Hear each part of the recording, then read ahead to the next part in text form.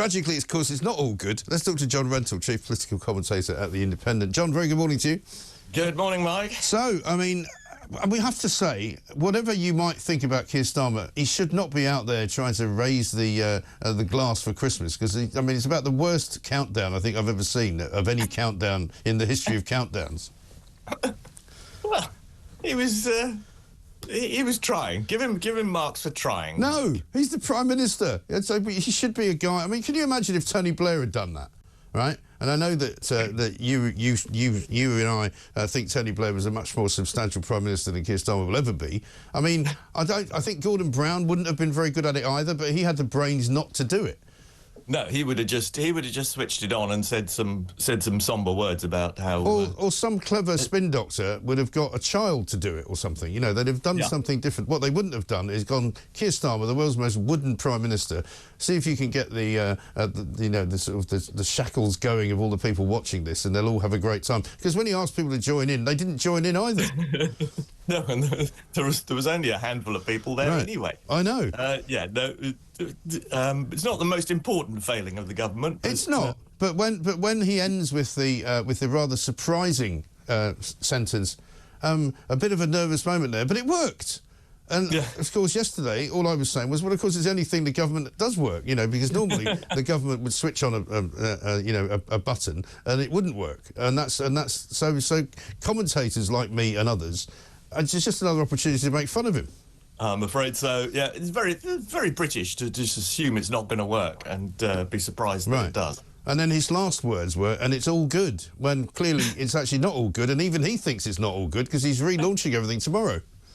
Well, no, he meant the tree. No, I know that, but it doesn't matter.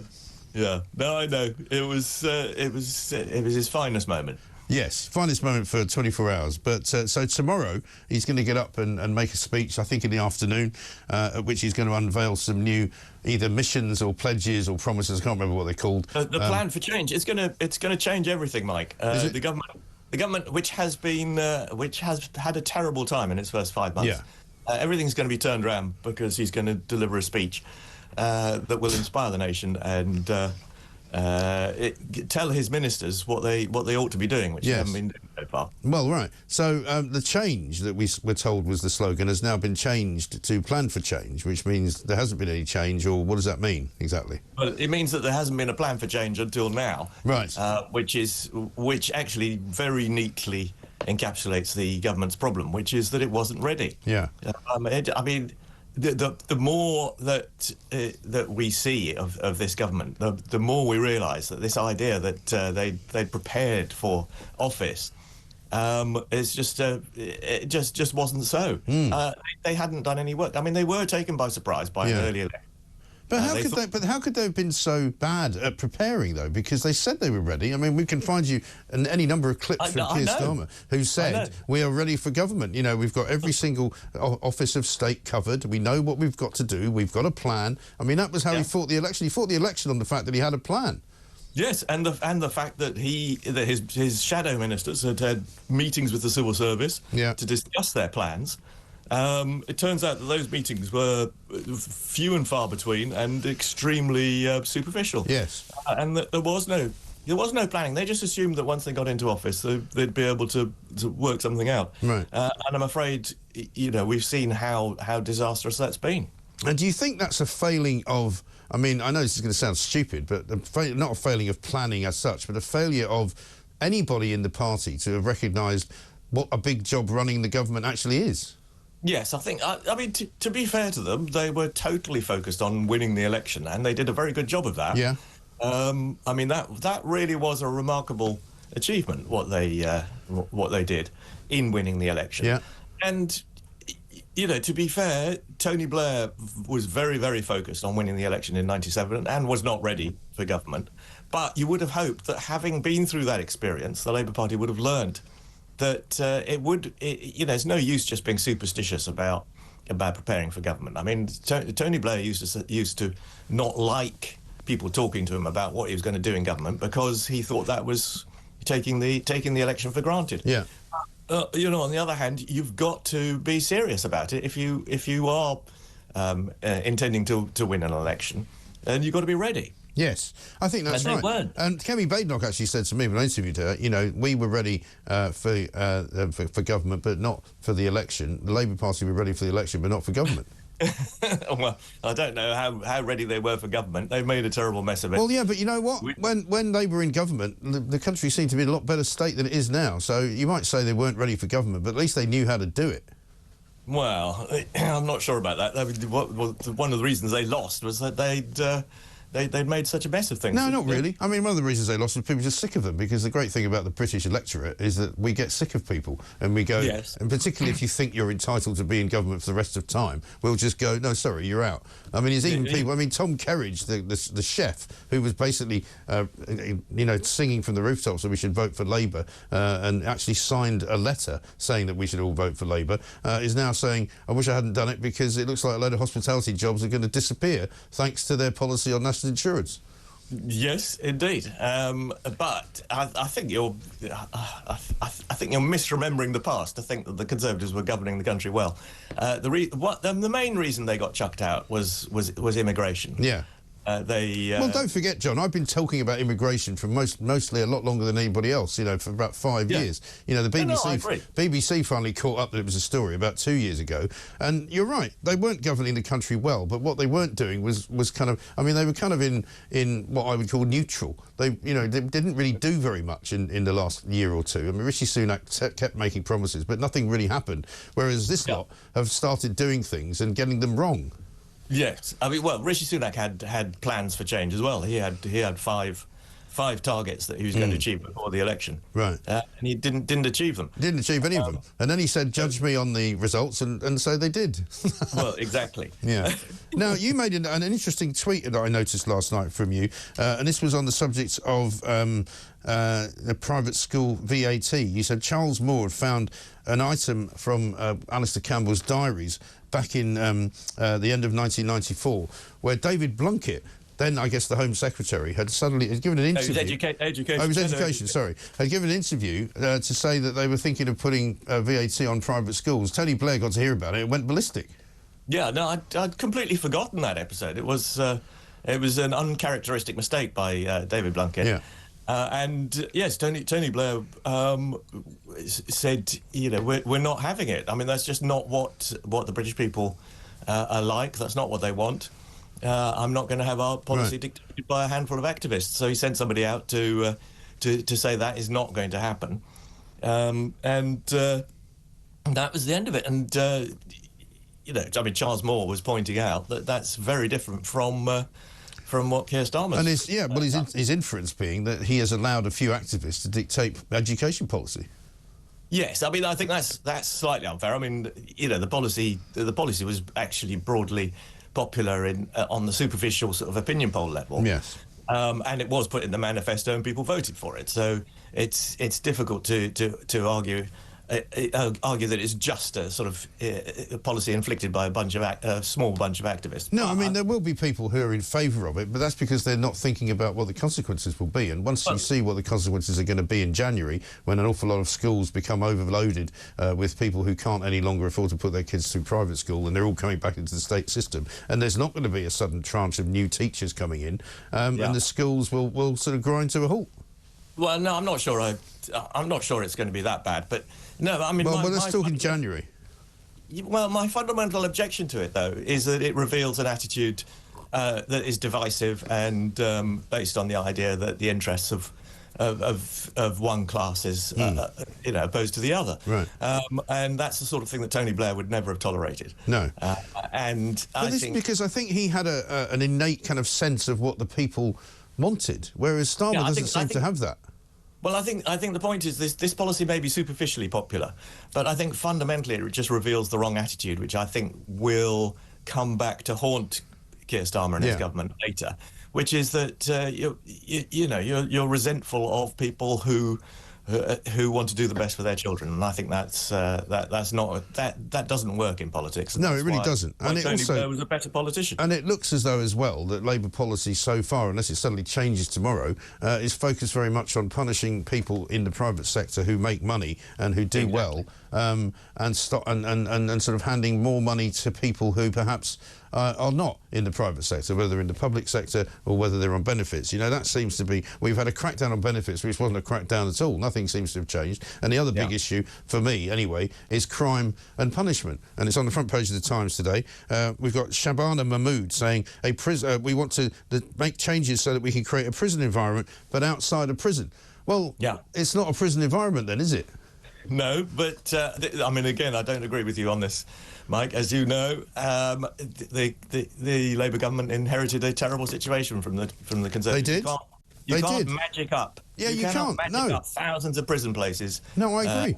I agree, but they don't seem to have. But they don't seem to have any ideas as to what to do. Talking about creating a prison environment, they're going to create prisons outside prison. Well, that's not a prison then, is it? Rely more on tagging and community sentences. Great. Which is quite right, because I mean, because fundamentally, I think we send too many people to prison in this country. Well, I completely disagree with you. We don't send enough people to prison in this country, and that's why the crime is going mad on the streets. And I know you keep banging on about crime's not going mad. Crime is not going mad on the streets, but I'm afraid it is. Crime is at nearly the lowest level. I know. Ever. You say this all the time to me, and nobody believes you because you're working off. That's because people refuse to look at the statistics. Because you're now turning into Keir Starmer. Look at the statistics. Well, walk down the street in London and you'll see what's going on. You will know that there is much more crime and people fearful of being assaulted than they've ever been in my lifetime. No, you have to stick to facts, Mike. Yes, I do stick to facts, but statistics aren't facts. And I know people are afraid of crime, and statistics are not facts, John. But yes, they are facts. Crime is the lowest it's been since the beginning of time. But listen, we've had these arguments both on and off Twitter as well. Everybody says that they have crime committed against them and quite often don't bother reporting it. So you're working off a series of statistics which are not accurate because people have bikes stolen. No, Mike, sorry. People have... Mike, hang on. I'll let you speak. John, I'll let you speak in a minute. No, let me speak. All right, because if you insist. Misinterpreting the statistics. The statistics are surveys of thousands of people asking them of their experience about crime. Those surveys it's a survey then. Know that crime is lower now than it has been for you're telling me. So hang on, you're telling me that facts matter, right? What you're actually saying to me is what people's perceptions are now facts, right?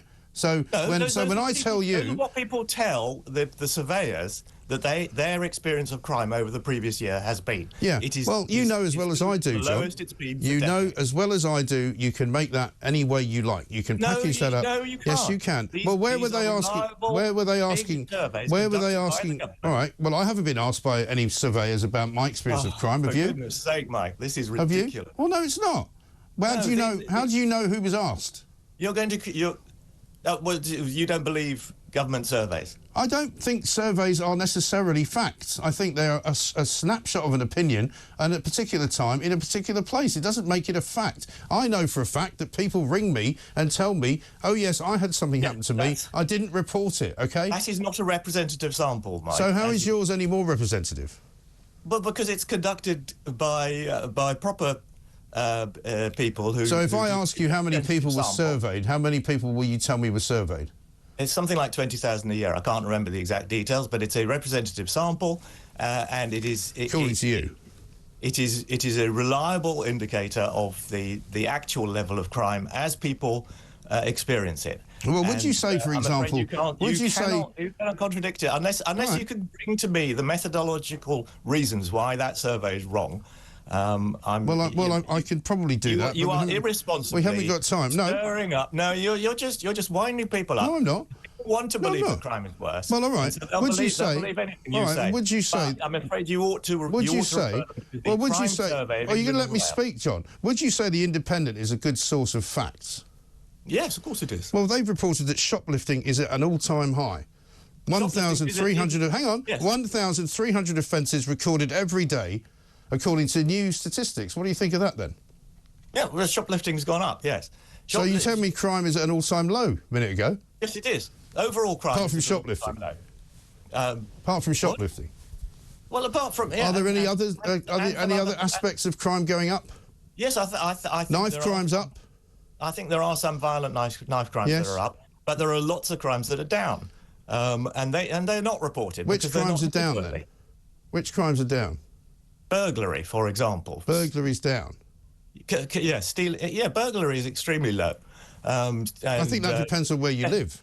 Theft, cars, all the rest of it. Most crime is down. Specific types of crime are a problem and are up. I mean, but so it's wrong to say, for example, is up. It's wrong to say that crime as an overall is completely and utterly down, because it isn't. And people's perceptions of things. I mean, I'm sorry, overall crime is down. Well, no, I can walk around the office here, and every single person that works here. Every single person that works here will tell me a story of somebody that they've seen in a shop taking something in front of their very eyes. Well, that's shoplifting. That is a very specific crime. Yeah. And it's not. I mean, and in a way, I mean, I don't want to diminish it, but I mean, it's not. It is not a personal crime. It's not something that's up. Well, it can be. I mean, it can be. It's very bad news if you run a shop. Of course it is. I mean, I'm not in favour of it, but I'm just saying.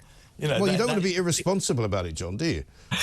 For heaven's sake, since you brought irresponsibility into it, you're making out that everything's fine and dandy when clearly it isn't.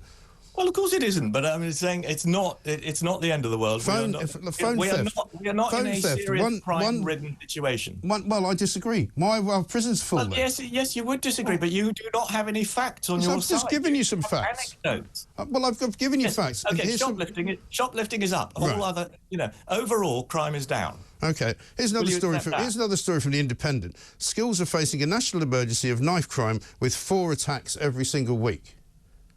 Is that more or well, I mean, you're the guy from The Independent. I don't know. Maybe you should read your own paper. Worst areas for knife crime in the UK, also in The Independent, rise everywhere across the country.